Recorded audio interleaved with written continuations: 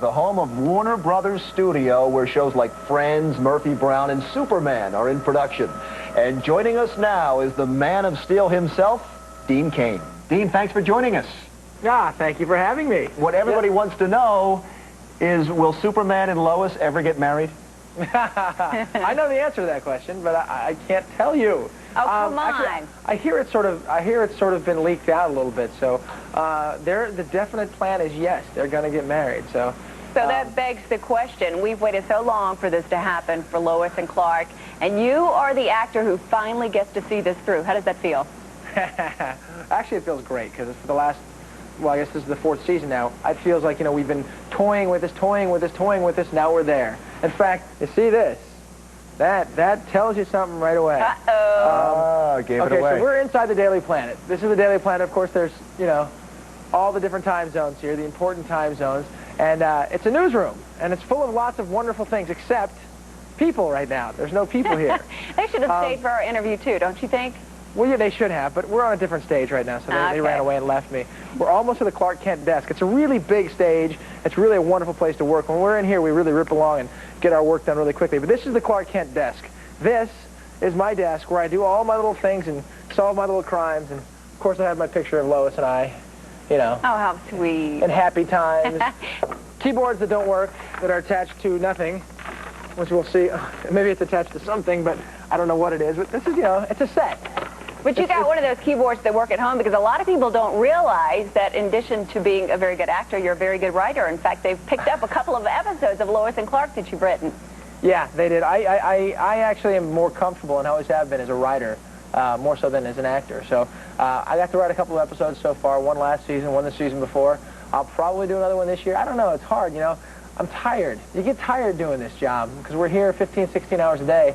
It's tough. I got to continue my tour here, though. Go ahead. Because you guys have to see a couple of things here. This is our wall here that really says nothing. I don't know. You can control it, and you can put anything you want there. And if you watch this thing very carefully, there's some interesting messages that flash across this board when we're actually filming on the show. And over here is my partner in crime is, of course, Lois Lane, and this is her desk here.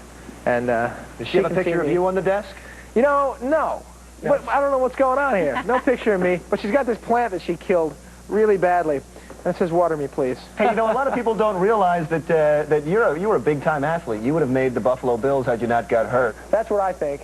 What would you rather be doing? No question about it. I'd much rather be doing what I'm doing now. You know, I've been out of it for a while. I'm much happier pretending to get hit by something. And your career is definitely going so well. In addition to TV, we're going to be seeing you in a movie coming up, Independence. Tell us a little bit about that. It's a very exciting thing for me. It's the first feature I've chosen to do, and it's a lot of fun, a really good cast. It's very much like that Al Pacino movie, which was Dog Day Afternoon. And it's very similar to that in that vein. It's really fun. It's a good character piece, and it's a very different role for me. We look forward to it. Now, speaking of films, I know that last year that Michael Jordan was there on the lot last summer. He was on the lot filming Space Jam. Now, you got to play basketball with him? Yeah, Michael. You beat him, right? I was playing against Michael's team, and God, I'll be dining on this thing for the rest of my life, you know. But we were tied up at 8-all. Game was to 9, and I sunk a shot, and Michael's team had to sit down. He was pretty gracious about it, although he sort of chided me from the sideline. I know. I happen to know that he always talks trash, whether he's playing in the NBA or whether he's playing on the street. What was he saying to you, considering you're Superman? He was screaming, going, "Hey, every dog has his day," and that was my day. And I was like, okay. That would be it. The only person to beat Michael Jordan is Superman. Well, I wouldn't want to have to play him again. Hey, I've got one question, though. You know, the Superman suit that you wear, is that you, or do they add a little bit of padding in there? You know, they could add some padding, but they don't. It's all me, and it's a little skinny spandex little tights thing. It's like just a pair of tights. Now, the very first time you put that on, did you feel silly? Yeah, I put it on. I'm going to put it on in about an hour, and I'm going to feel silly then. I think I feel silly every time I put it on. It's I'm a grown man. I just turned 30 years old. It's something. It's kind of interesting when you put those tights on and a cape and red boots, you know. Hey, but look where it's taken you, right? I'm not complaining, to be honest, at all. No, not complaining at all. I'm very happy to have had this opportunity. I'm really happy to be working as Superman and doing that. You know, when I see kids around the streets and things, and the way they look at me, and the impact this has had on kids and stuff, I'm very happy. I can't complain. Hey, that's Dean. Great. Hey, thanks a lot, Dean. Thanks so much. Thank you, guys. Well, from the set of Superman.